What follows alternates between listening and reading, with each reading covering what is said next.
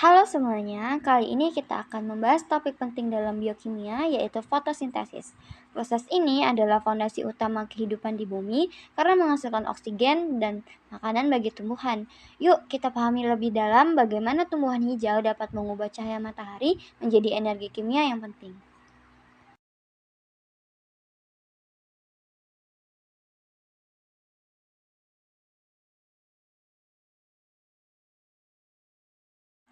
Fotosintesis adalah proses anabolisme, yaitu pembentukan senyawa organik berupa glukosa dari karbon dioksida dan air dengan bantuan cahaya matahari. Proses ini hanya terjadi pada tumbuhan yang memiliki klorofil dan menghasilkan oksigen sebagai produk sampingnya. Fotosintesis terutama terjadi di jaringan mesofil, terutama pada jaringan palisade yang memiliki banyak kloroplas. Selain itu, terdapat juga di jaringan bunga karang yang berfungsi dalam pertukaran gas. Pertukaran gas ini seperti CO2 dan O2 terjadi melalui pori-pori kecil yang disebut dengan stomata, yang dimana stomata adalah pori-pori kecil pada permukaan daun. Biasanya terdapat lebih banyak di permukaan bawah daun. Masing-masing stomata ini dikelilingi oleh dua sel penjaga yang dapat mengatur buka tutupnya stomata. Fungsi stomata itu sangat penting untuk proses pertukaran gas, yang dimana memasukkan CO2 dari atmosfer untuk digunakan dalam fotosintesis dan melakukan O2 sebagai hasil sampingan. Dan stomata juga sangat penting dalam proses transpirasi, yang dimana penguapan air dari daun, yang juga membantu dalam penyerapan air dan mineral dari akar. Pada saat kondisi cahaya dan air cukup, stomata akan membuka. Sebaliknya, saat tanaman kekurangan air, stomata akan menutup dan mengurangi kehilangan air. Fotosintesis terjadi di organel khusus yang disebut dengan kloroplas. Kloroplas memiliki dua bagian penting, yaitu stroma dan tilakoid. Stroma adalah cairan di dalam kloroplas, tempat terjadinya reaksi gelap atau siklus Kelvin. Tilakoid adalah struktur berbentuk cakram yang mengandung pigmen fotosintetik atau seperti klorofil. Tilakoid tersusun dalam tumpukan yang disebut dengan grana. Reaksi terang dari fotosintesis terjadi di membran tilakoid, tempat cahaya diserap oleh pigmen dan energi diubah menjadi energi kimia, ATP dan NADPH. Dalam tilakoid juga terdapat rantai transport elektron. Klorofil adalah pigmen utama yang menyerap energi cahaya untuk proses fotosintesis. Ada dua tipe utama, yaitu klorofil A dan klorofil B. Klorofil A adalah pigmen utama yang berperan langsung dalam reaksi fotosintesis. Dan vitamin B adalah pigmen pembantu yang memperluas spektrum cahaya yang bisa diserap. Klorofil menyerap cahaya biru sekitar 420 nm dan merah sekitar 660 nm dengan baik, dan memantulkan cahaya hijau, sebab itulah daun tampak hijau. Selain klorofil, terdapat pigmen tambahan lain seperti karotenoid dan xanthofil. Karotenoid adalah menyerap cahaya pada panjang gelombang biru sampai hijau dan memberikan warna kuning oranye.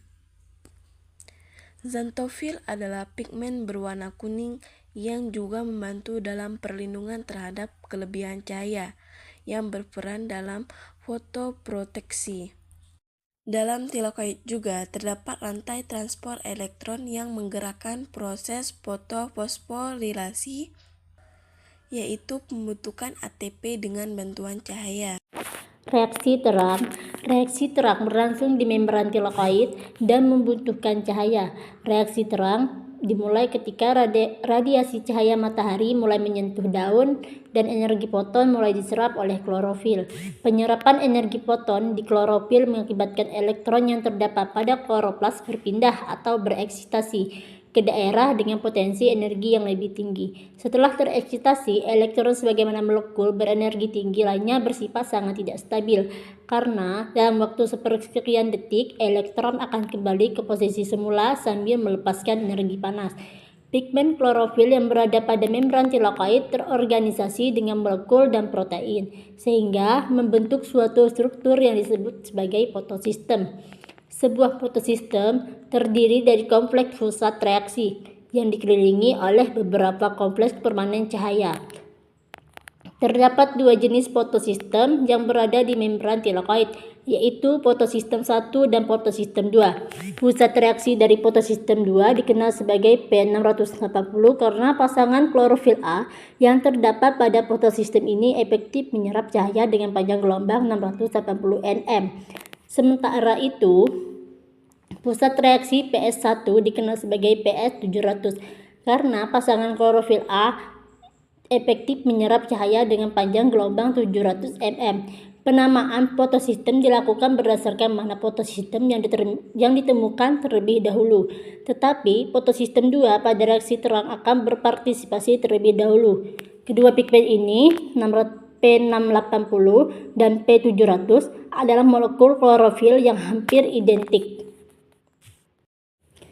Sedangkan reaksi siklik, pada kondisi tertentu, ada kalanya penangkapan cahaya hanya melibatkan fotosistem 1. Elektron yang tereksitasi dari P700 akan kembali menuju peridoksin, kompleks sitokrom, dan PC atau plastosianin. Kemudian berbalik menuju P700 kembali, namun reaksi siklik menghasilkan ATP, namun tidak menghasilkan NADPH dan tidak melepaskan oksigen ke atmosfer. Yang kedua, fotosistem gelap. Reaksi gelap berlangsung di stroma dan tidak memerlukan cahaya secara langsung. ATP dan NADPH dari reaksi terang digunakan untuk mengubah CO2 menjadi gula melalui 3 tahap. Yang pertama, fiksasi karbon, yang kedua reduksi, dan yang ketiga regenerasi RUBP. Yang pertama yaitu fiksasi karbon. Karbon dioksida atau CO2 yang ada di lingkungan masuk ke dalam daun, tepatnya di stroma melalui stomata. Molekul CO2 akan terikat atau difiksasi oleh molekul gula dengan 5 atom karbon, yakni ribulosa biofosfat atau RUBP. Proses pengikatan CO2 oleh RUBP dibantu oleh enzim RUBP karboksilase oksigenase atau Rubisco. Pengikatan CO2 oleh RUBP akan menghasilkan molekul dengan 6 atom karbon, namun tidak stabil. Oleh karena itu, molekul langsung terpecah menjadi molekul dengan 3 atom karbon, yakni 3 fosfogliserat. Yang kedua yaitu reduksi. ATP yang dihasilkan pada reaksi terang selanjutnya akan menyumbangkan 1 gugus fosfat pada masing-masing 3 fosfogliserat dan membentuk 2 molekul 1,3 bifosfoliserat. Kedua molekul 1,3 bifosfoliserat ini kemudian kembali kehilangan 1 gugus fosfat sehingga membentuk 2 molekul gliseraldehida 3 fosfat atau G3P. G3P merupakan gula dengan 3 atom karbon. Produk hasil fotosintesis merupakan gula dengan 6 atom karbon. Meskipun terdapat 2 molekul G3P, hanya akan ada 1 molekul G3P yang tereduksi. Untuk setiap 1 atom karbon yang masuk ke dalam siklus Calvin, 1 molekul G3P lainnya harus dipakai melanjutkan keberlangsungan siklus Calvin. Yang ketiga yaitu degenerasi. Untuk melanjutkan siklus Calvin sebenarnya dibutuhkan sebanyak 15 karbon atau 5 buah molekul G3P. Oleh karena itu, pada tahap awal RUBP perlu untuk mengikat minimal 3 buah molekul CO2 agar siklus Calvin dapat tetap berlangsung. Namun, perlu diingat kembali bahwa hanya ada 1 molekul G3P yang tereduksi untuk setiap 3 CO2 yang diikat, sehingga harus ada 6 molekul CO2 yang diikat oleh RUBP untuk menghasilkan 1 molekul glukosa.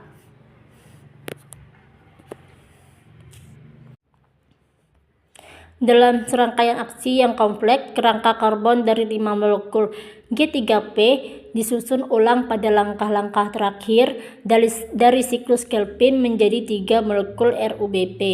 Sehingga mencapai ini dibutuhkan 3 molekul ATP. RuBP yang telah terregenerasi siap menerima CO2 lagi dan siklus berkelanjutan. Diperlukan 2 siklus Kelvin untuk menghasilkan 1 molekul glukosa yaitu C6H12O6. Hubungan reaksi terang dan gelap yaitu reaksi terang menghasilkan ATP dan NADPH yang digunakan reaksi gelap untuk mensintesis glukosa sehingga keduanya saling bergantung dan membentuk sistem energi efisien pada tumbuhan.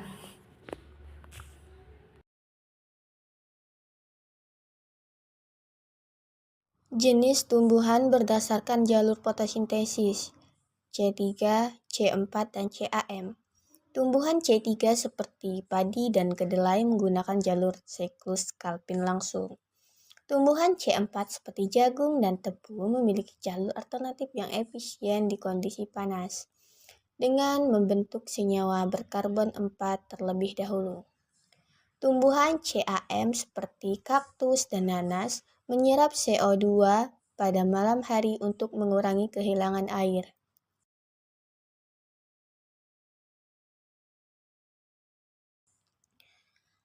Adaptasi tumbuhan C4 dan CAM. Tumbuhan C4 menutup sebagian stomata di siang hari untuk menghemat air. Tumbuhan CAM justru membuka stomata di malam hari dan menyimpan CO2 dalam bentuk senyawa organik, yang kemudian digunakan di siang hari untuk fotosintesis.